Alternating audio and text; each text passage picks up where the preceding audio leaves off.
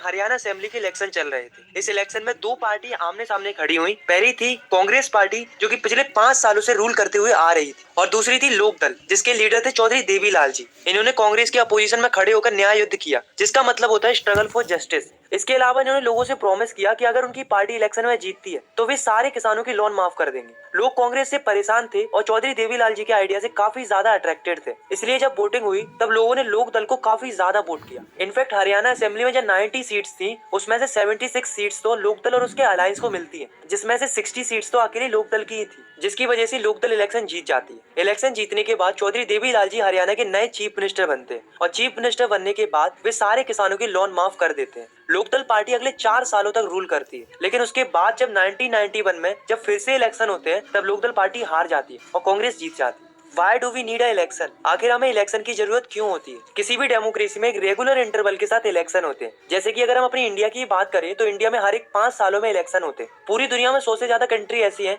जहाँ पर रिप्रेजेंटेटिव को चुनने के लिए इलेक्शन होते हैं। अब सवाल ये उठता है कि क्या बिना इलेक्शन की भी डेमोक्रेसी हो सकती है? ऑफ कोर्स हो सकती है। अगर सारे लोग आपस में बैठकर मिलजुल कर कोई डिसीजन ले तो बिना इलेक्शन के भी काम चल सकता है, लेकिन ये एक छोटी कम्युनिटी के लिए ठीक है, बड़ी कम्युनिटी के लिए ये पॉसिबल नहीं। क्योंकि अगर हम अपनी इंडिया की बात करें तो इंडिया में 140 करोड़ लोगों की जनसंख्या है, तो ऐसा तो हो नहीं सकता कि 140 करोड़ लोग एक साथ बैठकर डिसीजन ले सकते। पर एक चीज हो सकती है कि जिस सारे लोग अपने आप से ही कुछ लोगों को चुन लें जो उनके हिसाब से उनके लिए सही रहेंगे डिसीजन लेने के लिए। पर इसमें भी एक प्रॉब्लम है कि बिना इलेक्शन के इतने सारे लोगों में से अच्छे लीडर चुने कैसे? और अगर चुन भी लिया तो क्या गारंटी है कि वो आगे जाकर जनता के हिसाब से काम करेंगे? तो क्या हम उन्हें बाद में जाकर हटा सकते हैं? ऑफ कोर्स हटा सकते हैं, पर इसके लिए हमें जरूरत होगी इलेक्शन की। इलेक्शन की मदद से लोग अपनी पसंद का रिप्रेजेंटेटिव चुन सकते हैं और अगले इलेक्शन में उसे हटा भी सकते हैं। What makes an election democratic? ऐसी क्या चीजें हैं जो इलेक्शन को डेमोक्रेटिक बनाती है? फर्स्ट, इलेक्शन को हम तभी डेमोक्रेटिक कह सकते हैं जब हर एक व्यक्ति के पास अपना एक वोट हो और उस वोट की एक वैल्यू हो। सेकंड, किसी भी कंट्री में फ्री इलेक्शन होने चाहिए और लोगों के पास चॉइस होनी चाहिए।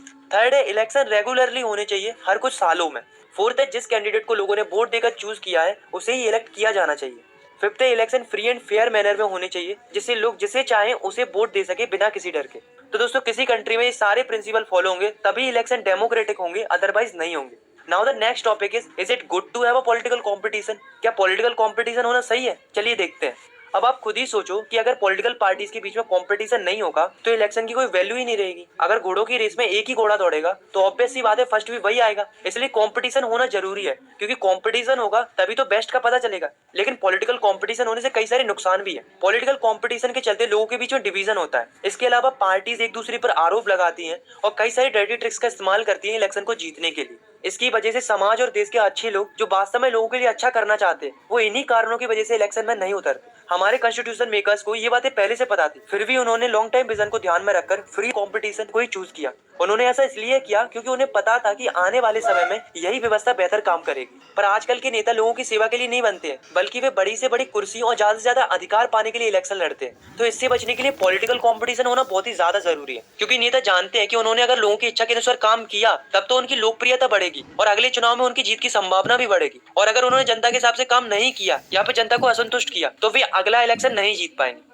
इस तरह यदि कोई पॉलिटिकल पार्टी केवल सत्ता में आने की इच्छा से ही आगे आई है तो अभी उसे मजबूरन जनता की सेवा करनी होगी, नहीं तो लोग अगले इलेक्शन में उसकी पार्टी को छोड़कर किसी दूसरी पार्टी को वोट देकर उसे पावर में लाएंगे। What is our system of election? इस टॉपिक में हम पढ़ेंगे कि इंडिया में इलेक्शन किस टाइप से होते हैं। तो इंडिया में दो तरह के इलेक्शन होते हैं, एक लोकसभा के लिए और दूसरे विधानसभा के लिए। लोकसभा के इलेक्शन सेंट्रल लेवल पर होते हैं जिसकी मदद से प्राइम मिनिस्टर को चुना जाता है, और विधानसभा के इलेक्शन स्टेट लेवल पर होते हैं जिससे चीफ मिनिस्टर को चुना जाता है। और ये दोनों ही इलेक्शन हर एक 5 सालों के अंतराल में होते हैं, और इन्हीं इलेक्शंस को हम जनरल इलेक्शन बोलते हैं। पर कभी कभी ऐसा होता है कि किसी कंस्टिट्यूएंसी में वैकेंसी खाली हो जाती है किसी रिप्रेजेंटेटिव की डेथ की वजह से, या फिर उसने रिजाइन दे दिया इस वजह से, तो उसी वैकेंट पोस्ट के लिए कॉन्स्टिट्यूएंसी में फिर से इलेक्शन होता है किसी नए रिप्रेजेंटेटिव को चुनने के लिए। इस इलेक्शन को बाय इलेक्शन बोलते हैं। तो पहले तो हम ये समझ लेते हैं कि आखिर इलेक्टोरल कंस्टिट्यूएंसी क्या होती है। तो कंस्टिट्यूएंसी का सीधा सा मतलब एरिया से है। जैसे कि लोकसभा इलेक्शन के लिए इंडिया को 543 कॉन्स्टिट्यूएंसी में डिवाइड करके रखा है, और हर एक कॉन्स्टिट्यूएंसी के अंदर से एक एक रिप्रेजेंटेटिव को इलेक्ट किया जाता है। ऐसे करके पूरी इंडिया की 543 कॉन्स्टिट्यूएंसी से 543 रिप्रेजेंटेटिव इलेक्ट होते हैं,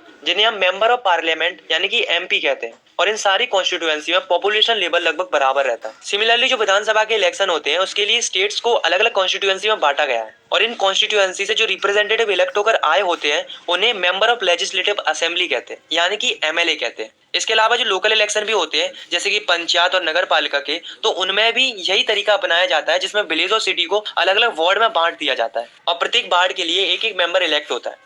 now we talk about reserve constituency. तो दोस्तों जो हमारे कॉन्स्टिट्यूशन मेकर्स थे उन्होंने रिजर्व कॉन्स्टिट्यूएंसी का सिस्टम बनाया, मतलब जो समाज के वीकर सेक्शन के लोग हैं जैसे कि एससी और एसटी कैटेगरी के लोग, उनके लिए सीट्स रिजर्व की गई हैं। मतलब अगर कोई कॉन्स्टिट्यूएंसी एससी कैंडिडेट के लिए रिजर्व की गई है तो उस कॉन्स्टिट्यूएंसी से केवल एससी कैटेगरी का कैंडिडेट इलेक्शन लड़ सकता है, और अगर कोई कॉन्स्टिट्यूएंसी एसटी कैंडिडेट के लिए रिजर्व की गई है तो वहां से केवल एसटी कैटेगरी का ही कैंडिडेट इलेक्शन में खड़ा हो सकता है। तो ये जो रिजर्व कॉन्स्टिट्यूएंसी का सिस्टम है उसे हमारे कॉन्स्टिट्यूशन मेकर्स ने इसलिए इंक्लूड किया ताकि जो पिछड़े लोग हैं वो आगे आ पाए और वो भी इलेक्शन लड़ पाए, क्योंकि ऐसे लोगों के पास ना ही रिसोर्सेस होती है और ना ही एजुकेशन होती है और ना ही इनका किसी से कांटेक्ट होता है, तो ऐसे में इनका जीतना तो लगभग इम्पॉसिबल हो जाता है। तो इसके लिए रिजर्व कॉन्स्टिट्यूएंसी का सिस्टम इंट्रोड्यूस किया गया ताकि पावरफुल लोग ही हमेशा इलेक्शन ना जीतते रहे, वीकर सेक्शन के लोगों को भी बराबर मौका मिले इलेक्शन जीतने का। तो अब हम बात करते हैं कि कितनी कितनी सीटें रिजर्व की